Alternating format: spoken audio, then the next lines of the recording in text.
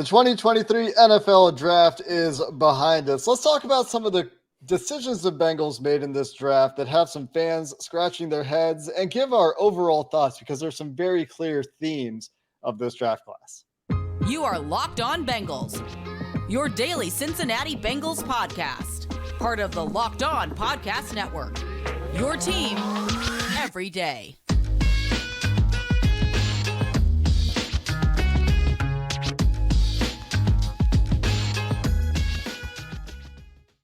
What up, Bengals fans, and welcome to another episode of the Locked On Bengals podcast. I'm your host, Jake Lisco. He's your host, James Rapine. We're part of the Locked On Podcast Network here on Locked On Bengals, and you can subscribe to this podcast to get coverage on your team every day on YouTube or anywhere you get your podcasts. That will make it easier for you to be an everydayer and to make us your first listen of the day. And for everyone who already does those things, we really appreciate all of you. And James, the 2023 NFL draft is complete.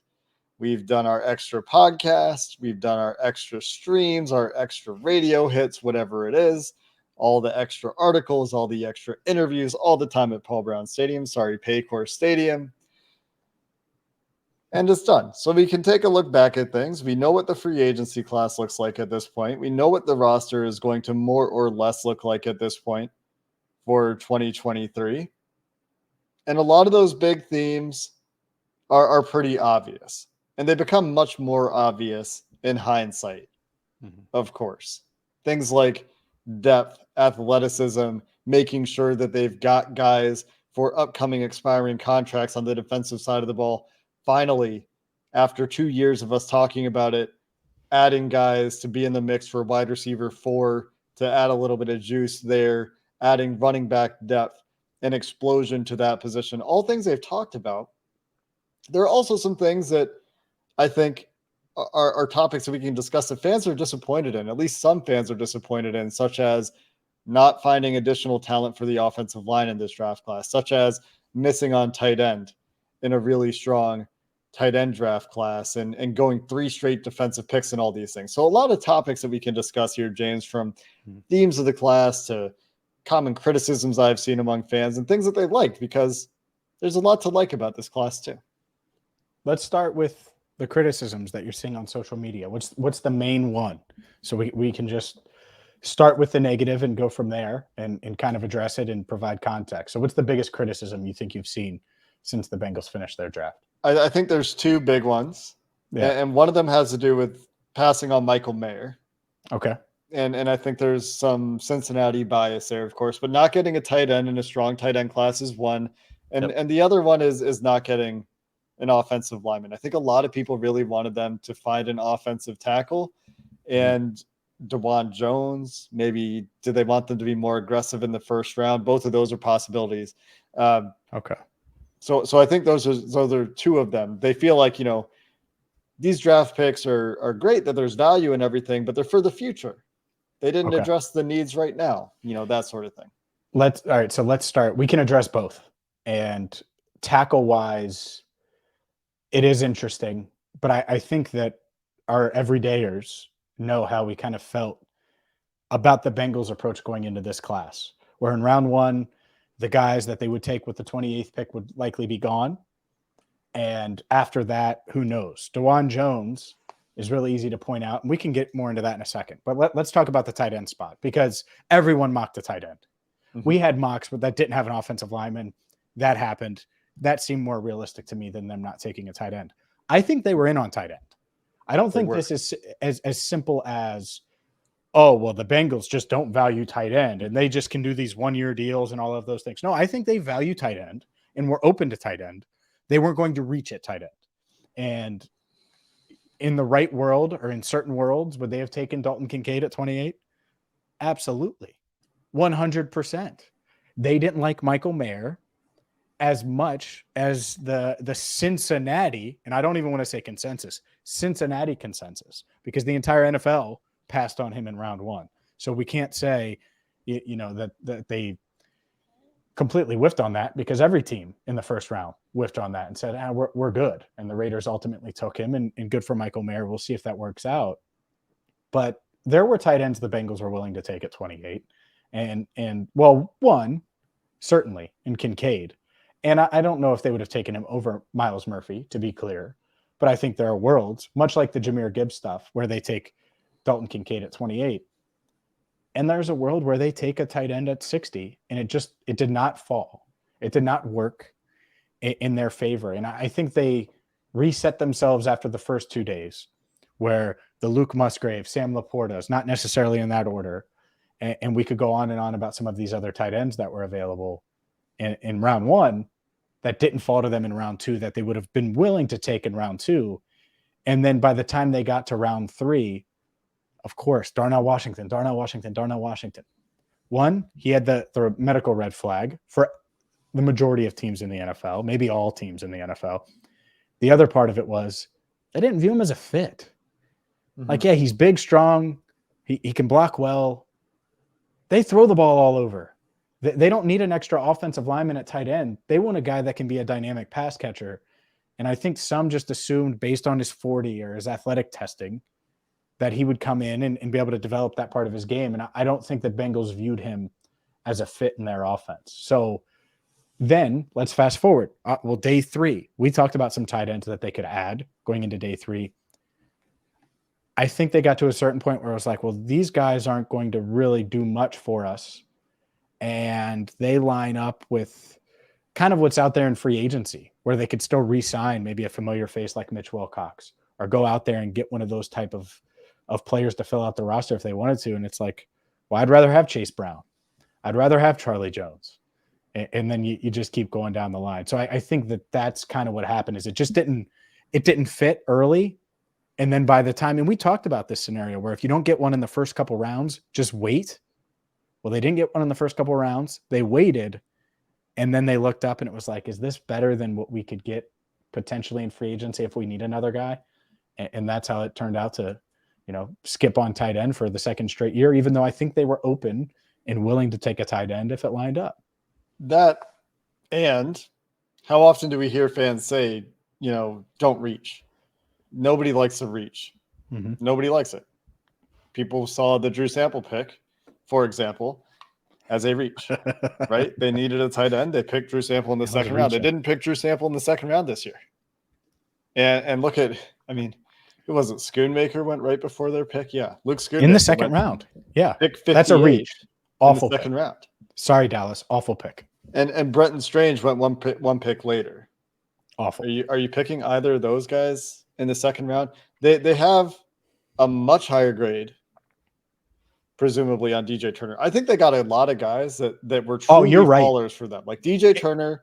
And not presumably. You're right. I 100% in that. Yeah. That DJ Turner's ahead of those guys on their board.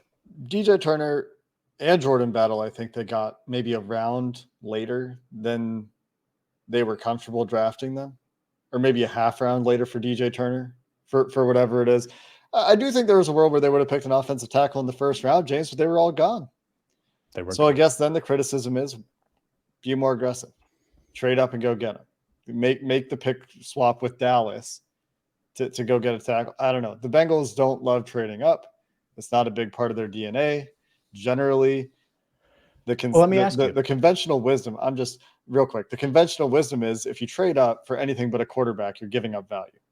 Mm-hmm. Sometimes it works, sometimes it doesn't, but that's the general rule of thumb. Would you trade Miles Murphy and Chase Brown for Anton Harrison? Because that's what you're looking at, right? And that's, I don't think I would. I might. I don't know. It's close. I like Harrison as a prospect. I think that he is going to be a long-term tackle in the NFL. He's another young guy. I like Miles Murphy as a prospect too, but there are some holes in the profile that we talked about that he needs to come along and develop. And there's good reason to think that he will develop. And then Chase Brown, 5th round running back. I don't know. But then where do you get your running back? Yeah. And I know that got lost in the shuffle too, because they didn't reach. Mm-hmm. They wanted to take a running back earlier than the 5th round.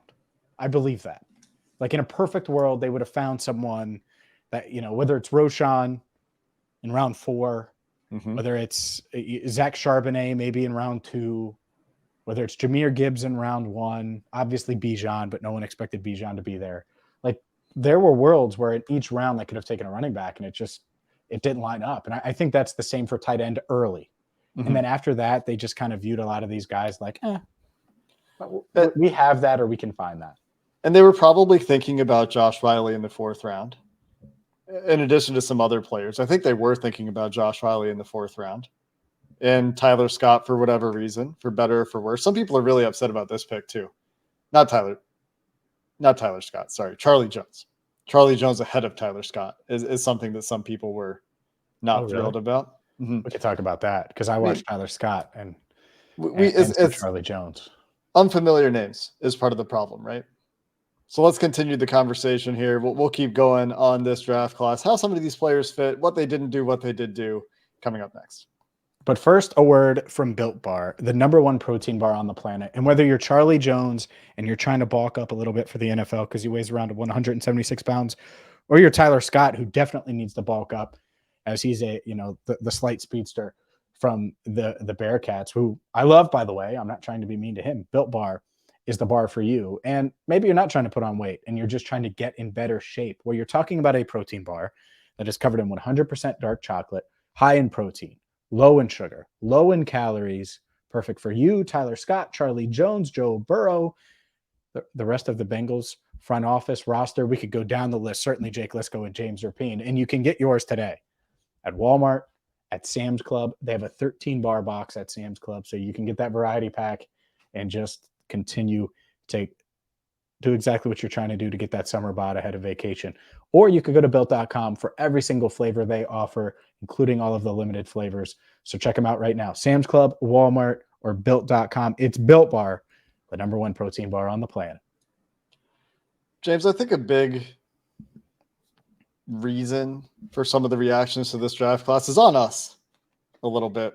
Oh, yeah? The reason is that, and I mentioned this before we took a little break there, a lot of the names that we talked about went to other teams, went to some division rivals in some cases, and they drafted guys that we didn't talk a lot about. We did pick DJ Turner in one of our mock draft Mondays.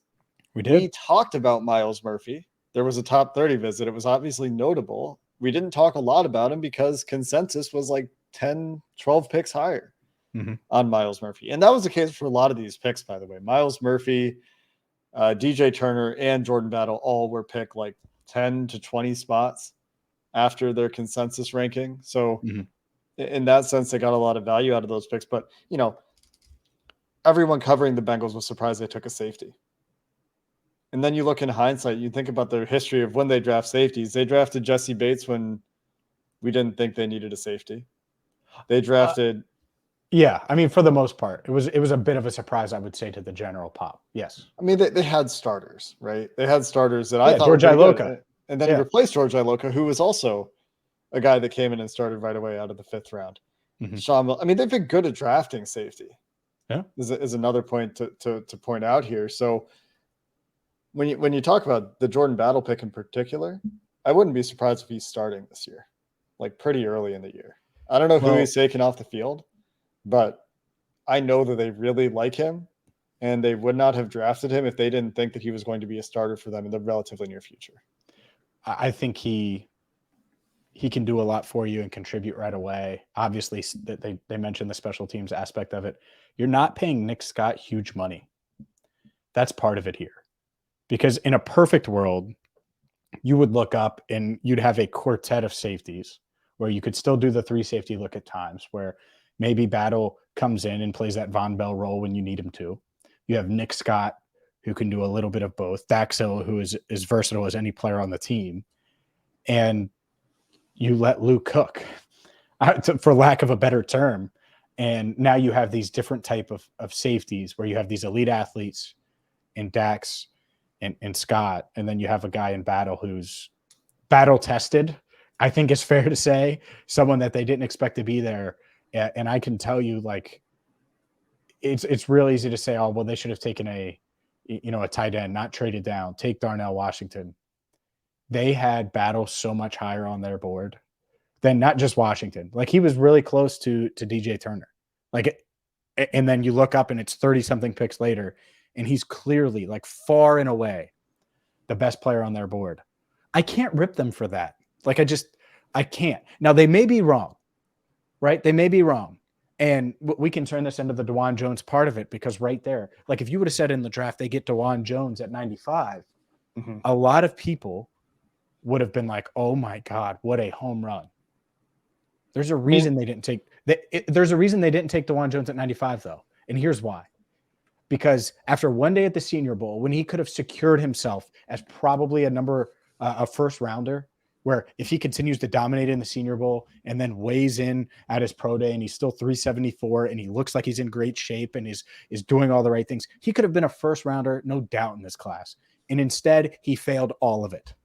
It might not matter. Maybe he goes on and becomes an all-pro for the Browns, but there's huge red flags there. Think about that. This is the ultimate job interview. You bail one day at the Senior Bowl, and then at the pro day, when you have a chance to kind of reestablish things and say, look, I'm going to be fine. It was just I had to leave the Senior Bowl for whatever reason. He didn't even weigh in. And then you have Dave Lapham talking about how he's over 390, pushing 400. Lapp wouldn't say that if he didn't have it on good accord. And so I get it. Like, I understand that there was a lot of risk there.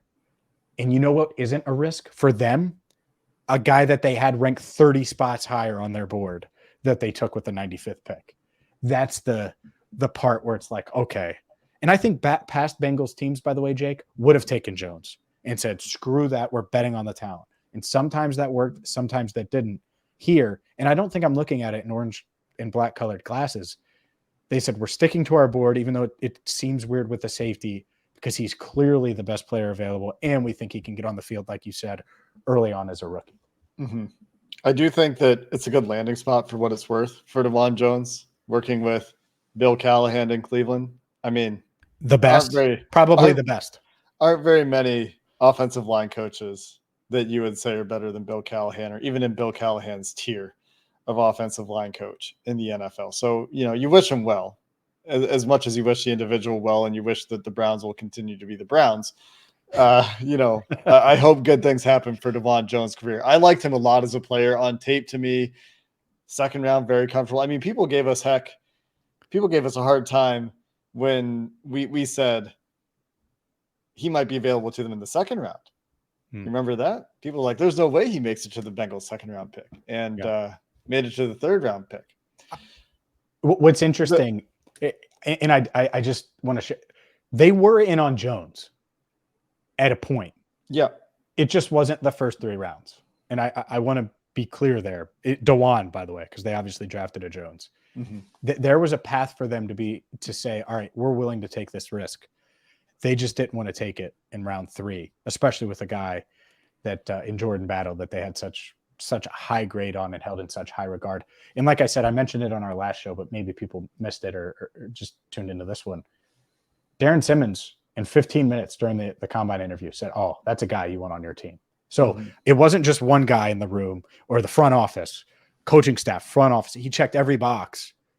Nick Saban, all of those that checked every box. They were like, okay, well, let's take him here. So it's hard to blame them. Go ahead. You were going to share something. Sorry to cut you off. Yeah, no, my only other point was going to be that people, the more that we've done this, and sometimes things are obvious reaches, right? Sometimes you look at it and you say, that pick doesn't really make a whole lot of sense. There are these reasons that it doesn't make a whole lot of sense. You can go look at the history of the work that Joe and I and others have done in the draft boards we do every year, and you can see that the grades that we assign tend to work out pretty well in terms of predicting NFL success. And so you look at this year, and the guys that you think have a pretty good chance of hitting, and we'll talk about Charlie Jones separately, but are Miles Murphy, DJ Turner, Jordan Battle, Chase Brown. Everyone's going to have their own system. Sometimes we're going to get it wrong. Sometimes the Bengals are going to get it wrong. Sometimes, amateur scout or previous professional scout who's now a Bengals fan and is doing their own scouting is going to get it wrong. And sometimes they're going to be right. So maybe everybody who's criticizing them for taking Jordan Battle instead of DeJuan Jones turns out to be right. Or maybe not. And that's the thing about the draft is that everyone has opinions, but all the Bengals can do, not to go like full, Bengals apologist, Bengals can do no wrong, because obviously we were surprised with the pick of a safety. But when you understand their perspective, like you said, it gets harder to just like totally rip them for something, because all they can do is stack their board with their evaluations. And maybe you disagree with their evaluations, but that's really what it comes down to is if you disagree with their picks, it just means that you have different evaluations on some of these players, or maybe you haven't watched them. Like we watched 0 safeties because we didn't think they were going to draft a safety. Yeah. Yeah. I think that's a good point. I didn't think they were going to draft one early, put it that way. And they did. And part of it was that he just fell, and he fell into their laps. And look, there were some other surprises. I think I double dipped tight end. They didn't take one. Double dipped running back in plenty of mocks. They took one. They had double dipped at a different position, wide receiver. And I have some thoughts on that I want to run by you, because I know it surprised a lot of people, but if you take 1,000-foot view, I don't think it's as surprising. So let's discuss that and much, much more coming up next. Let's finish the show, James, talking double dip at wide receiver and any final surprises perhaps in this draft. What are your thoughts on the wide receiver position and the wide receiver double dip that you wanted to share? Charlie Jones, Andre Yosivash, and I know people are going to think it's something different. Yosivash is how you say his name. One thing I asked Zach Taylor, because I tried to like take a step back, because a lot of people are, again, surprised at the double dip at receiver, but at the combine, and I should pull the clip, I asked him about team speed. And that was one of the takeaways after the AFC Championship game. It was speed. And then I think free agency happened, and Samaje Perine leaves. Hayden Hurst leaves. Things happen where they don't necessarily fix the tight end position in free agency the way some expected them to. They still get Irv Smith, re-sign Drew Sample, feel pretty good about that room. At least they do. And so we all thought, all right, tight end, which they were still in on, it just didn't work, and running back. But the theme in February was speed. I remember asking Zach, do you guys got to get faster on offense? Do you have to add more weapons around? As many weapons as you have, and you do have a big three, do you need more speed? And I think that's what you look at here. Now, the wide receiver class, we didn't cover it a ton. Part of it was not a great class. There were a lot of small guys or flawed guys. And the Bengals, well, they got two of them, where Charlie Jones is smaller. He weighs 176 pounds, 175. He weighed in two different times. He's 5'11", so he's not super slight that way. He's tall. He could probably add a few pounds to that frame. And I think he's going to be really productive. I like the pick. Runs a 4.43. And then Yosivash is the ultimate project. But you look at him and you scream wide receiver, like elite athlete. We talked about that. So the Bengals, I don't think they overreacted to free agency. And we're probably guilty of that a bit. And looking at it, they did want to improve their overall team speed. And those are two targets that they had. They were obviously in on Yosivash. They brought him in for an in-person visit, went to dinner, all of those things.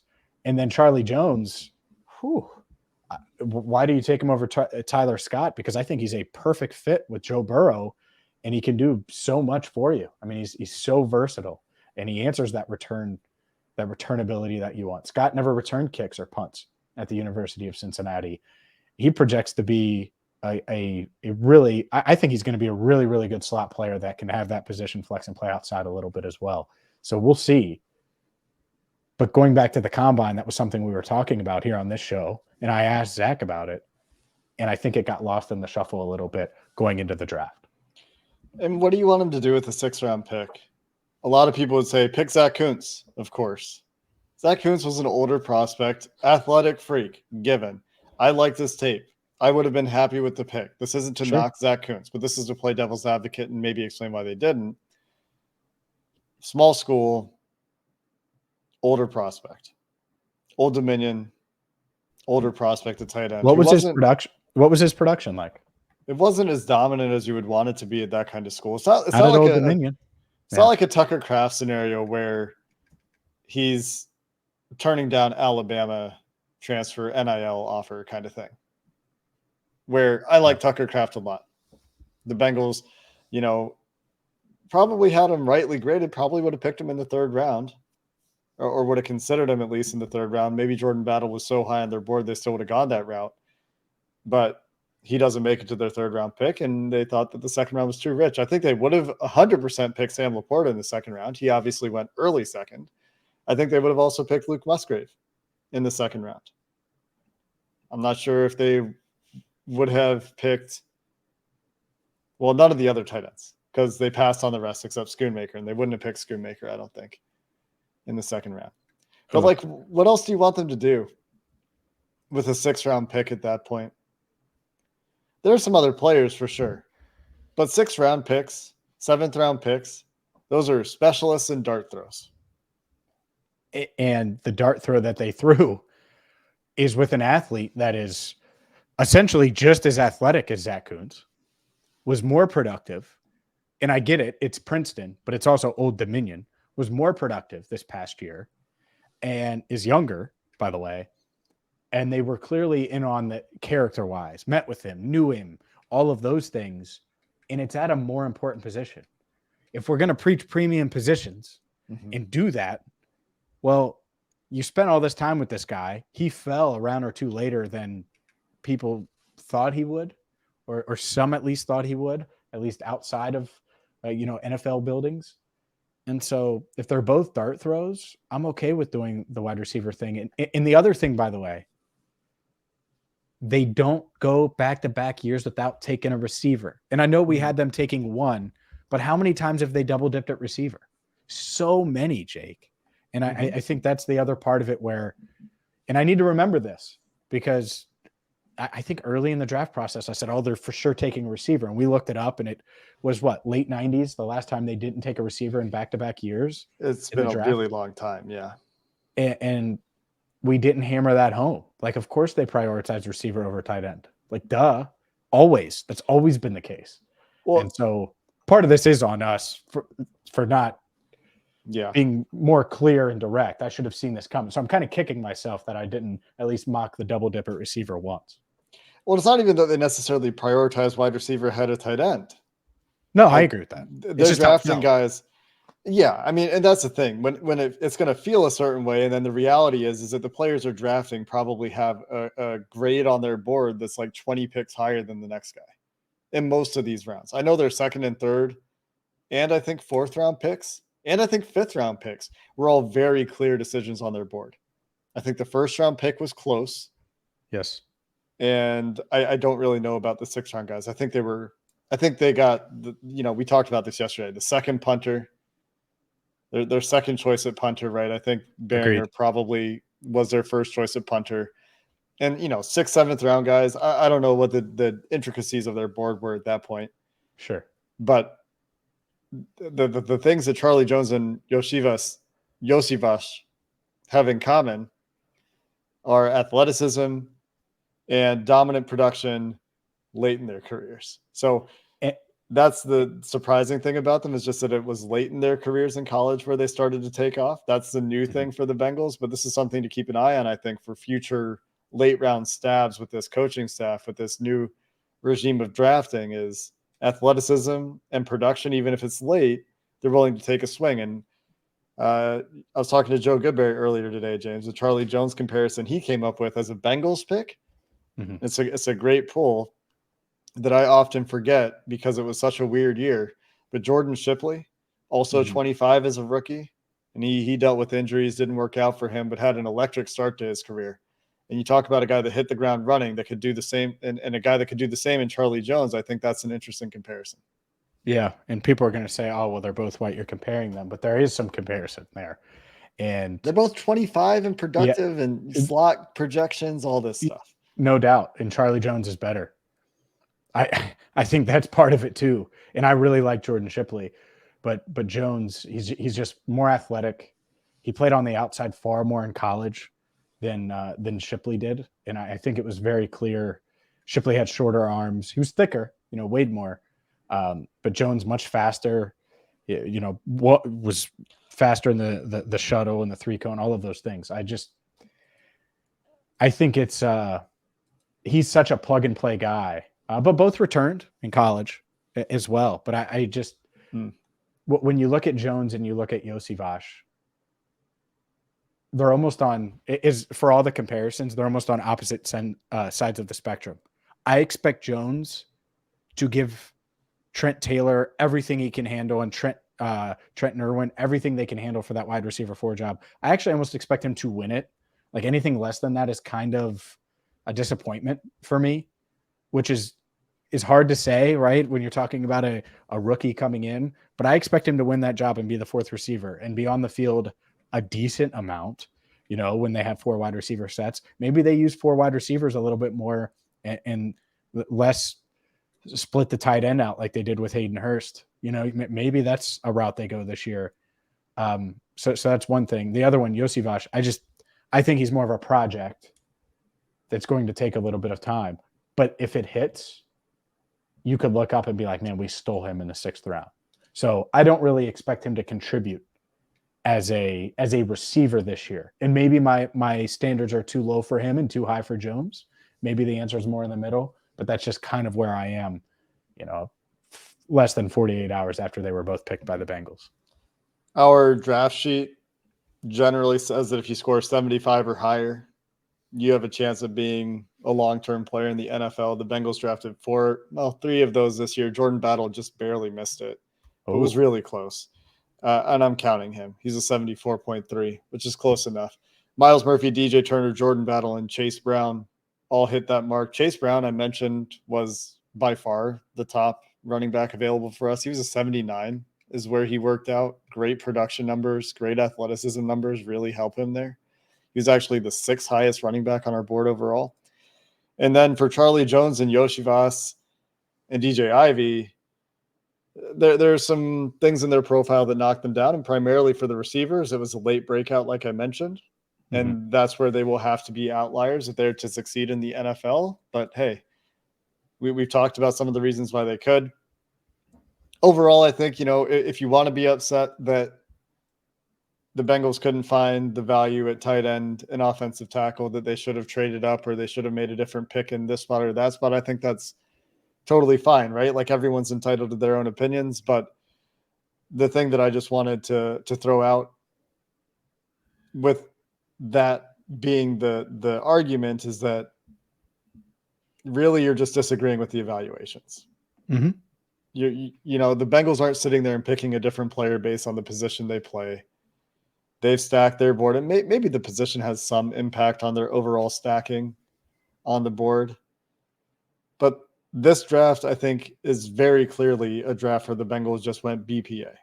Yeah. And think about the other drafts we talked about where the Bengals tried to draft for the future after coming off a run of success in 2015. I don't know if that was exactly the same as this. This feels different to me. And maybe we'll look at it in 5 years and be wrong, but people are saying that this was for the future, and I just think it was BPA. Like I think there's a world where Anton Harrison is a Bengal in round 1. Jahmyr Gibbs is a Bengal in round 1. Dalton Kincaid is a Bengal in round 1. Nolan Smith, right? And we could go down the list of guys in round 2 that they could have. It's just, this is how it fell, and they feel good about it. And it may not work. Maybe this is the worst draft in their history, which would be really, really hard to do because they had some bad ones in the mid-90s and some other not successful ones. But I can't knock them for sticking to what they do. Like, that's what I keep coming back to. Maybe they are wrong, right? And there were guys that I'd be more critical of if they took Brian Brzee in round 1. I was not in on him, and I made that pretty clear. Miles Murphy, I'm much more open to it, and he was clearly the best player on their board, and I think multiple spots ahead of Brzee. And some of these guys have work to do. Yeah, they do. Miles Murphy has to get better as a pass rusher in terms more of his consistent. pass rush plan. Needs to be more consistent. Get that motor going. I think the motor's pretty good, actually. I think he could have been a little more dominant at Clemson. He could have been, but I don't know that that's a motor issue. I think that might be more of a technique issue, a refinement issue. But he's young and a freak athlete. He's young. So you don't really get those very often when you're picking at the end of the first round. DJ Turner another freak athlete, a little bit undersized, another premium position. Jordan Battle, a guy that reads like Von Bell in terms of what they think of him, what scouts think of him.